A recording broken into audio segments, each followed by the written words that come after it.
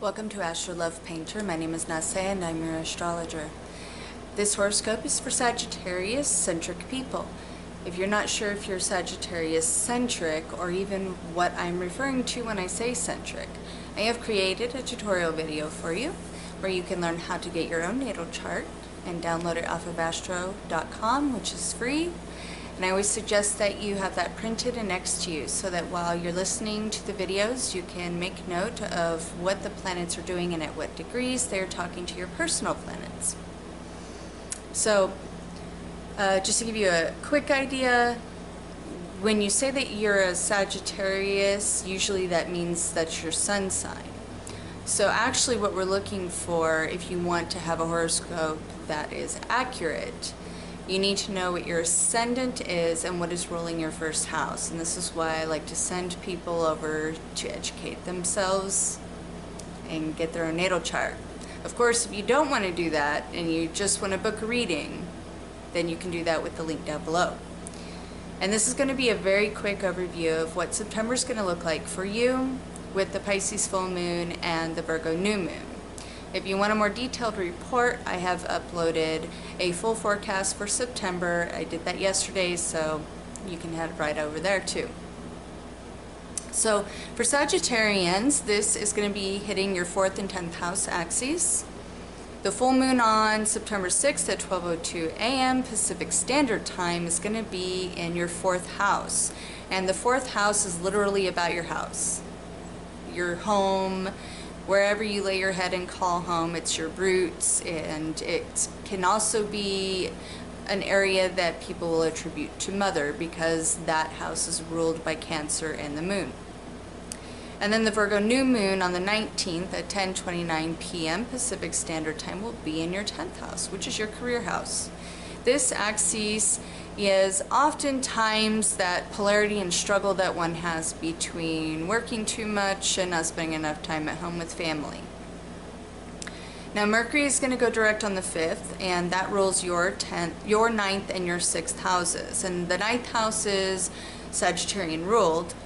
So this is all about long distance travel, about justice and truth seeking, higher learning. Oftentimes it can be about religion and then belief systems. And then the 6th house is your house of service, your work, your day-to-day habits, and your health. And then the new moon is going to be, the new moon's going to be hitting your 10th house, and that could be a totally new career, a job change. And then anything that's mercurial that you've been struggling with, such as contracts, publishing, and paperwork in the area of the 9th and the 6th houses, which again would be school, higher learning, travel, trying to get your visa maybe. And then 6th house of work, if there's been stresses at work, that's going to start to lift after about the 8th or 10th of the month. Even though Mercury is going direct on the 5th, it stations direct. So it needs a couple of days before you can really feel the energy move.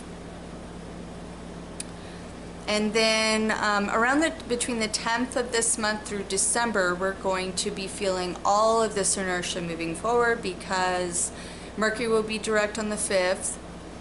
Pluto is going to go direct later this month on the 28th, and then we will have all planets direct: Saturn, Jupiter, Venus, Mercury, Mars, and then Pluto. And that is a sign from the universe to go full steam ahead, because when we go through retrograde periods, we are taking things into review, we are going over our lessons. Sometimes we're experiencing a lesson we've already learned because we're just double checking to make sure that it really sunk in for us. So any complications that you may have been experiencing around belief systems, long distance travel, health, or work, that's all going to be sorted out. And then the majority of the energy for you this month is going to be in your 10th house because you're going to have that new moon in Virgo there. You already have the sun there, and then on the 6th Mars will move in, on the 11th Mercury moves in there, and then on the 21st Venus is going to move in. So that whole stellium that we had on the Leo solar eclipse is now going to be transitioning into your 10th house. So this is a really, really big move, really big shift of energy, and then Jupiter's going to go into Scorpio, and that's right after the autumnal equinox. So we have a lot of big changes coming ahead of us.